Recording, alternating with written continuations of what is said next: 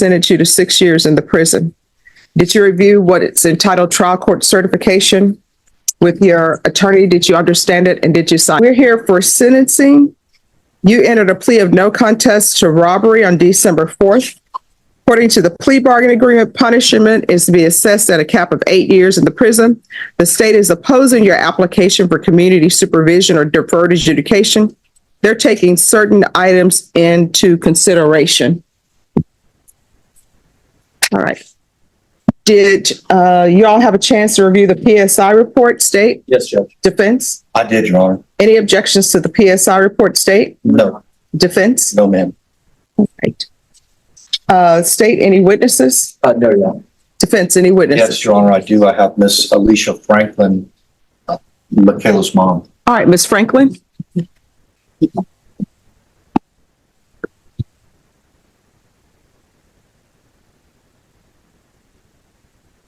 Can you raise your right hand? Do you solemnly swear or affirm the testimony you give will be the truth and nothing but the truth, so help you God? I do. All right, you can lower your hand. Make sure you keep your voice up so the court reporter can hear. If you can state your name for the record. Alicia Franklin. All right, defense. Miss Franklin, good morning. Good morning. You and I have spent a lot of time together regarding Michaela, is that correct? Correct. And you are aware that Michaela has accepted responsibility for a robbery here in Bear County. Correct. And today is the day that the judge can either send her to prison or entertain her application for probation or deferred adjudication. Correct. Ms. Franklin, let me just ask you, how old is Michaela? As of now, she is 18. When the case started, she was 17. And when did she turn 18? November 3rd. And where is she a student at? At Roosevelt High School. What grade is she in? She's a senior. And being in Roosevelt High School, has she made future plans, applied to any universities, or done anything at this point in her senior year? Yes, she was accepted to UTSA, and we're pending. Excuse me. Please whisper. Say it again, ma'am. She was accepted to UTSA, and we're pending the application for Clark Atlanta University. Very good. And how is she doing in school? She's doing good. She's on my honor roll. Right now she has all A's and perfect attendance since she's been out. And did Michaela request a letter from one of her school counselors to offer to the court today? She did. John, I tendered this to the state for their review. At some point, you'd like for you to look at that, Judge. All right, any objections to the court reviewing this? All right, you may continue. Ms. Franklin, with regard to that letter, is it a positive review of how Michaela's doing at Roosevelt High School right now? It is. Michaela's right now, since her release, she's at the best she's ever been. She's focused, she's serious about furthering her future for college, and she's on the right path. I'd like to take you back to, I guess, the time around this offense. And before I do that, I want to ask you, are you a single mom? I am. Does Michaela have a father in her life who's active or? He's not active, not consistently. And does she have any siblings? She does. She has a brother and a sister from her father.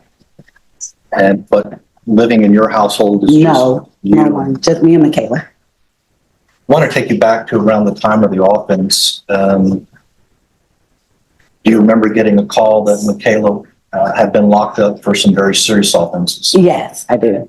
And can you tell the court what your response was? That she needed to sit there. I left her in there. She needed to understand what she had done and take responsibility. I left her in there for 5 months before I bonded her out, so she could understand that she didn't do anything, it wasn't something small. She needed to understand exactly what she did and what she could look forward to. She needed to know what prison or their county was, what jail was. And do you think those 5 months had a significant impact in her life? Most definitely. I know for a fact she doesn't want to go back. She definitely has a true meaning of what jail is. And was that your goal at that time? That's definitely was my goal, because I could have bonded her out the same day or the next day. I mean, I could have got the financial means to get her out.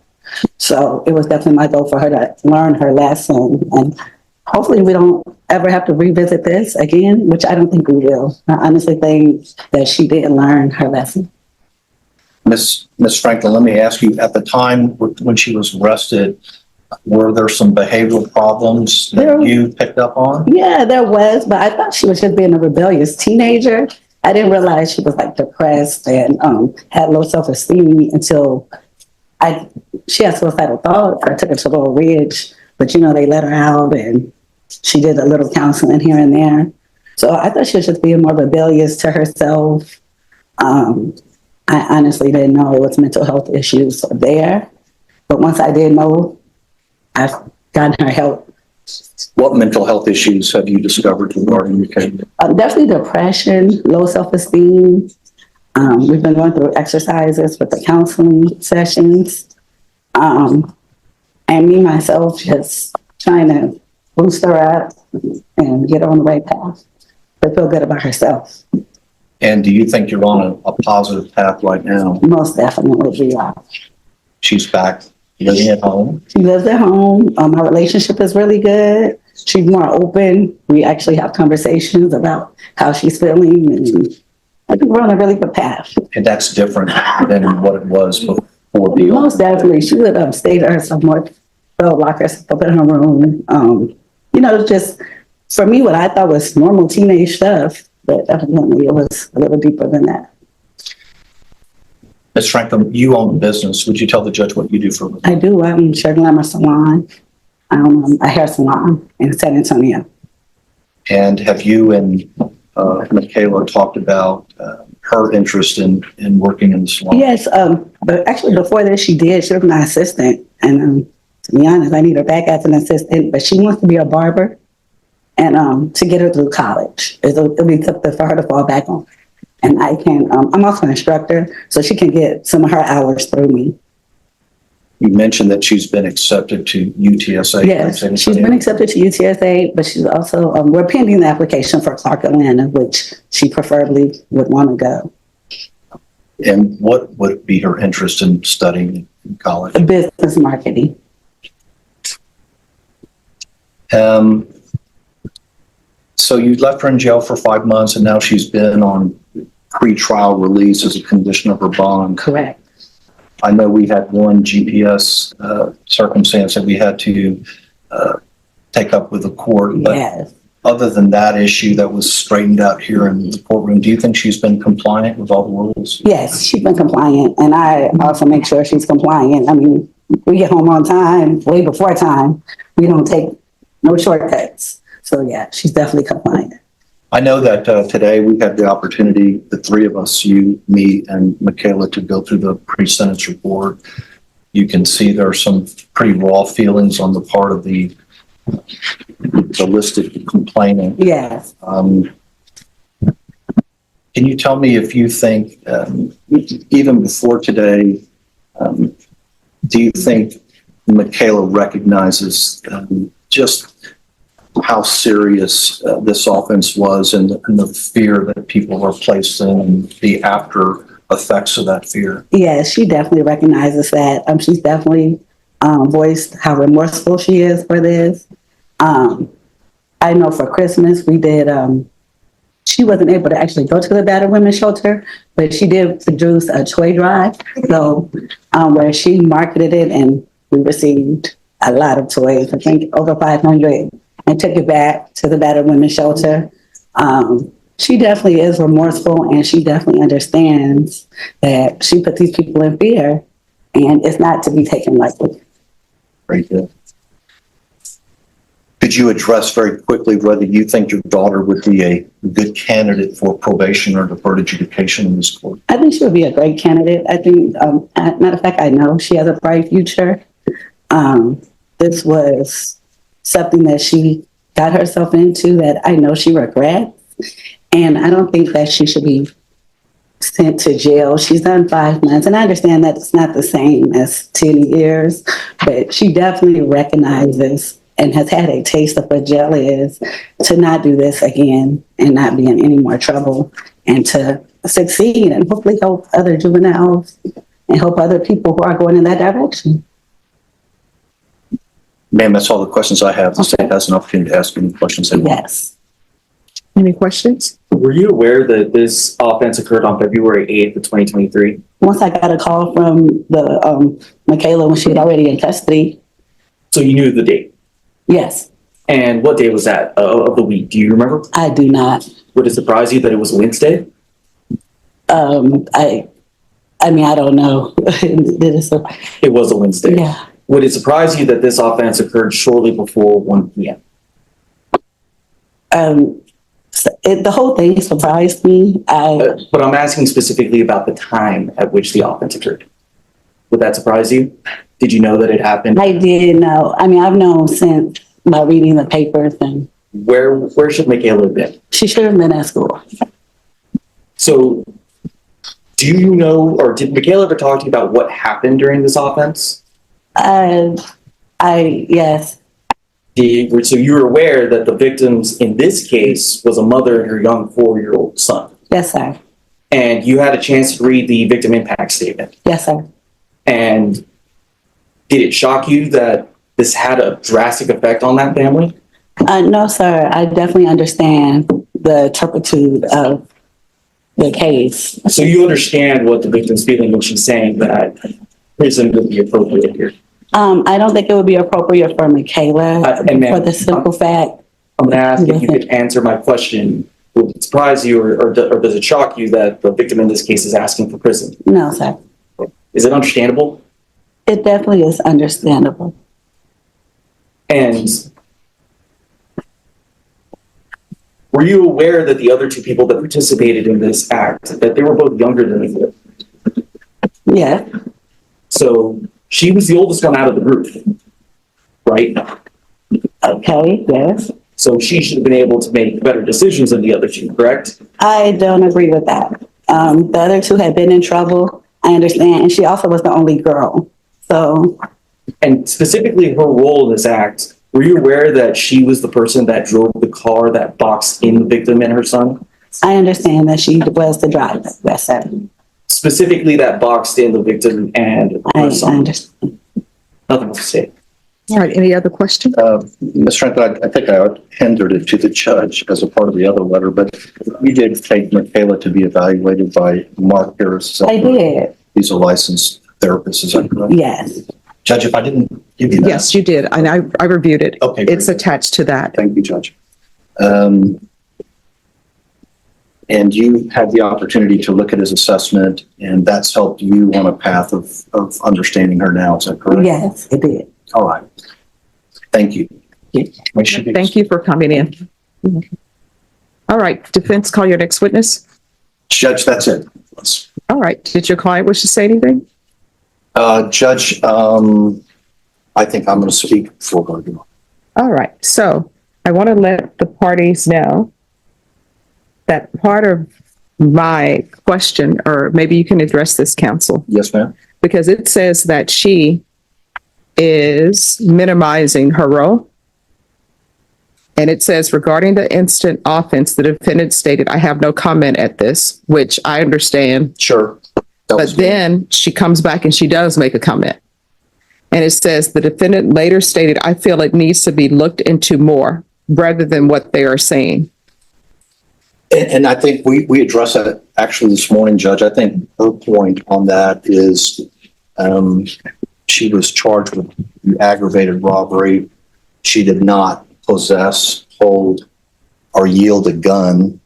And so it's been kind of a process of explaining that to her. So I think that she's not minimizing her role as far as doing things with those young men. However, I think she's made a distinction that, contrary to what the state wants to put forward, is that she was not the leader of this. She was a follower in this, and she did not possess or hold a gun on anyone. So I think as to Ms. Ballard's point in the PSI, maybe she could have gotten out of the car and said, hey, don't do that. She didn't do it.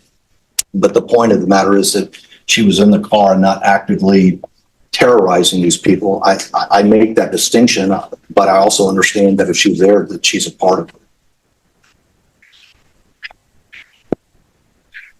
All right, because I'm reading the PSI.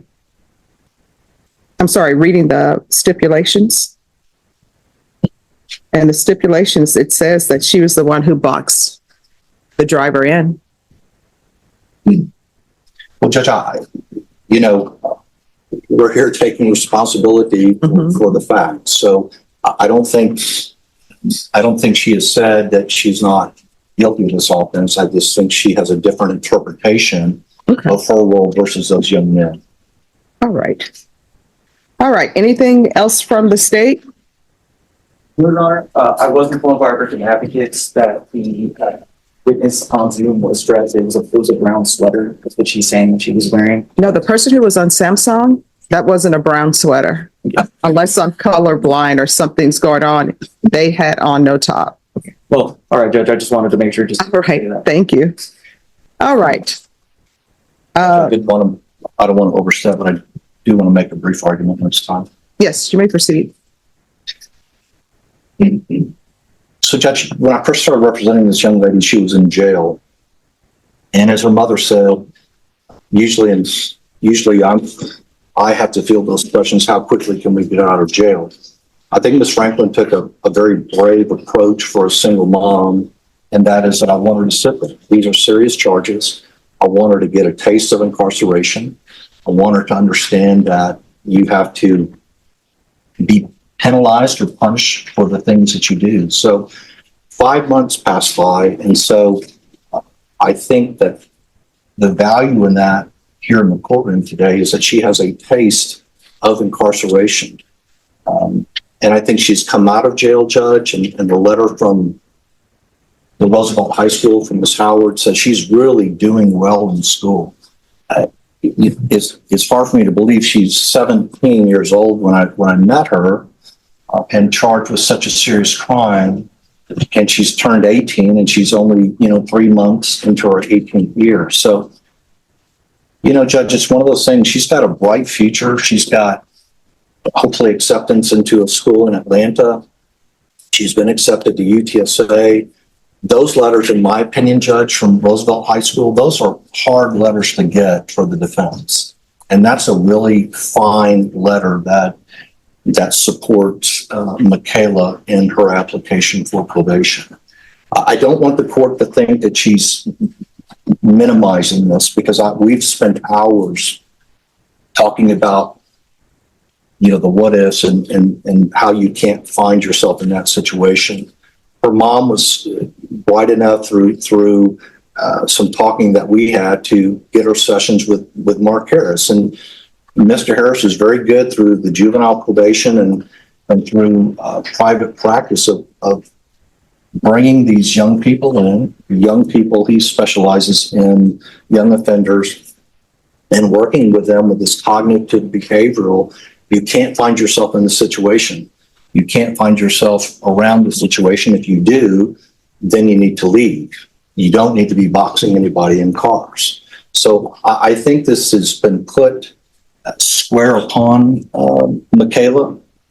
I think she's done a great job out on bond. I think she's doing a great job in school right now. I can tell you that her relationship with her mother has never been better. I just really beg this court to give this young woman a chance. A conviction and being sent to prison is going to irreparably change her life. Now, I know that there's victims out there who have had their life irreparably changed too. There's nothing we can do about that. But this is a young lady who's clearly on a positive path, and we'd like for her to stay there with the court's permission. State. Judge, the situation here is that they specifically targeted a mother and a young child. That child's been damaged for the rest of his life. He's gone through immense trauma. And the role that Ms. Johnson played here was an important one. She boxed them in. She's the reason why they could not get away. I understand that she's made a lot of progress after the fact, But in that moment, she could have made different choices. Choices is what she's gonna have to make going forward. It's something that the state feels that prison would be appropriate here. The victims feel that prison would be appropriate here. That's what we're asking for. Judge, I just want to, you see more of these PSIs than I do, but it looks like the juvenile offenders who I think want a more serious role in this. I can't read this correctly, but it looks like one of them had his cases dismissed, maybe placed on probation, and then one was sent to some kind of TYC placement. So I guess if I look at that, Judge, I just argue that there'll be some kind of equitable position here by the court to figure out what to do with Michaela. Again, Judge, deferred adjudication on second-degree felony is quite a good thing. I mean, we all know what deferred adjudication is, but sometimes it doesn't mean a do diddly damn in court. Here, it makes a big difference because it gives her a chance to prove herself, and it gives the court a long leash to make sure that she's doing well.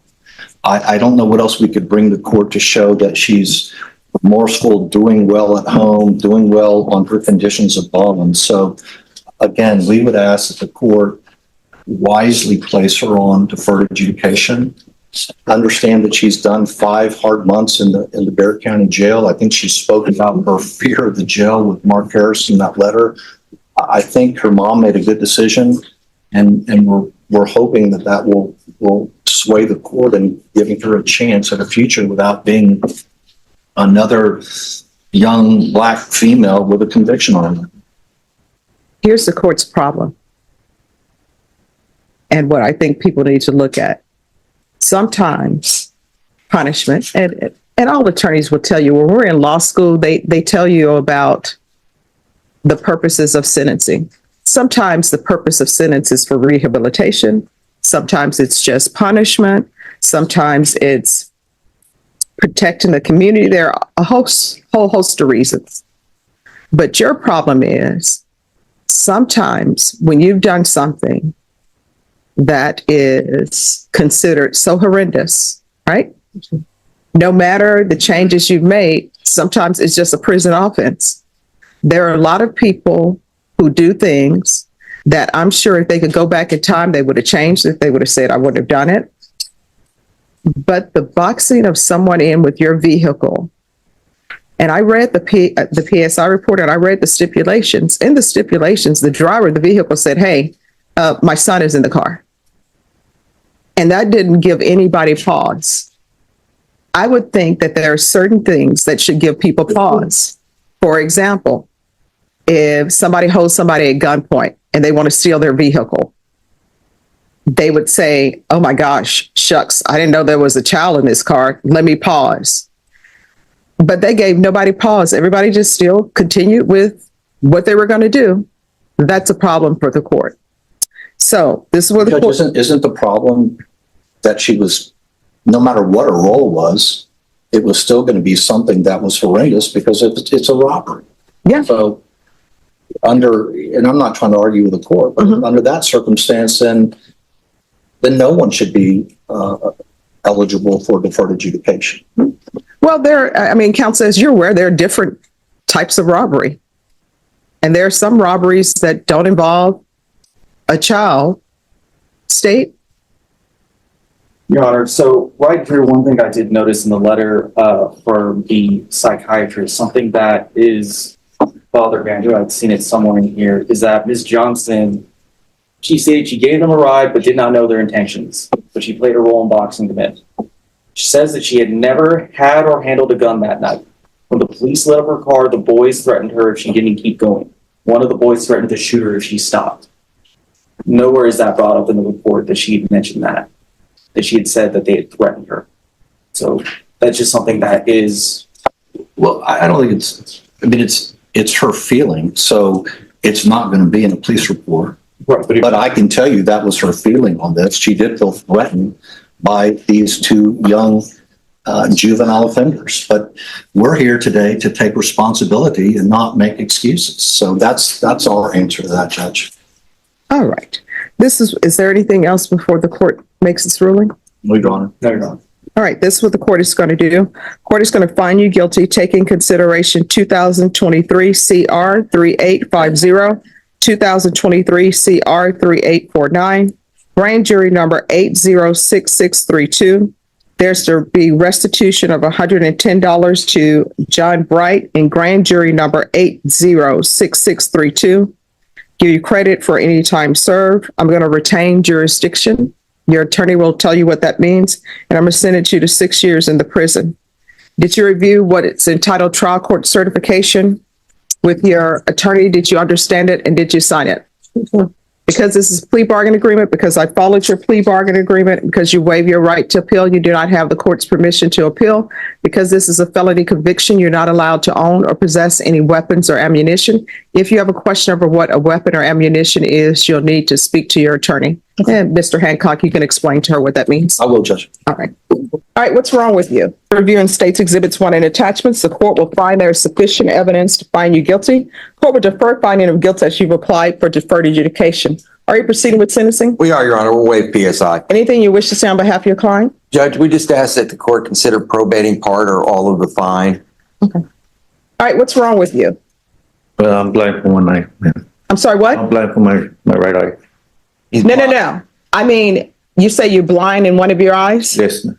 I'm talking about you going into a store, taking items, and then when the person says you need to pay for those or either put the items down, you tell them, F this, I'm taking these items. That's what I would mean when I say what's wrong with you.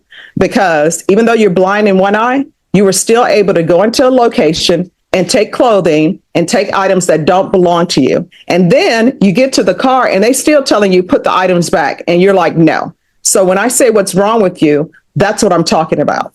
Yes, ma'am. I was drunken. I was all drunk and had a blackout. So I remember going to the store, but I don't remember saying anything to people. All right. I don't know if that's believable or not. He was highly intoxicated. If you'll read the police report, he was passed out in the house when the cops showed up. All right. This is what the court going to do. Court is going to sentence you to 7 years deferred adjudication. There's a $2,500 fine that will be probated. What is the court cost in this case, please? There's to be restitution and no contact with My Melrose store, and that's a My Melrose store. No contact with Jessica. In the police report, it says Mexican, but I'm going to say no contact with Jessica Mexican and also Jessica Mexicano. Yvette Guerrero. There's to be a referral to felony drug court while in custody. There's to be a TAP evaluation in custody. Follow all recommendations of TAP. If TAP recommends inpatient treatment, then he's going to need inpatient treatments, because if you're blacking out from drinking, that's very serious. All right. The court costs in this case are $310. Will you be able to pay those in installments? Yes, ma'am. Yes, ma'am. All right. There's going to be proof of employment within 45 days. There's to be no employment as a home health care provider or with minors. Regular reporting by Zoom or in person. Regular random UAs. And probation for him, he's going to need a scram monitor or something. So we'll do scram for half the term. Field visits 1 time per month for 3 months. And then at probation's discretion. And probation, of course, if he's accepted into felony drug court, you all won't have to do the field visits. There's to be 200 hours of community service restitution, 90 sober meetings, and 90 days. And there's to be no unsupervised contact with minors. Do you have any children? I have one son, Your Honor, but he's already, An adult? yes, ma'am. All right. So these conditions that I'm giving you are to help you, because otherwise you're going to destroy your liver, you're going to destroy your kidneys, and then you're going to potentially be on somebody's waiting list for a donor. You don't want that to happen. You understand? Yes, Your Honor. Probation, is there anything else he needs? Is there anything else you need from the court to be successful? No, Your Honor. All right, I'm going to show you what's entitled Trial Court Certification of Defendant's Rights to Appeal. Did you review that with your attorney? Did you understand it? And did you sign it? Yes, Your Honor. Because this is a plea bargaining agreement, because I followed your plea bargaining agreement, and because you waive your right to appeal, you do not have the court's permission to appeal. Do you understand? Yes, Your Honor. All right, good luck to you. We can go off the record. They're going to give you all the help that you need. Whether you take advantage of that or not is completely up to you. You understand? Yes, Your Honor. If there's something you feel as though probation is not addressing with you, just come back to court and we'll see what's going on and we'll address it. Do you understand? Yes, Your Honor. All right, good luck to you. Thank you for watching. If you enjoyed this breakdown and found it informative, make sure to like the video, subscribe to the channel, and turn on notifications so you don't miss our next case. Your support helps us bring you more detailed body cam footage, legal analysis, and real-world encounters. Thanks for watching, and we'll see you in the next video.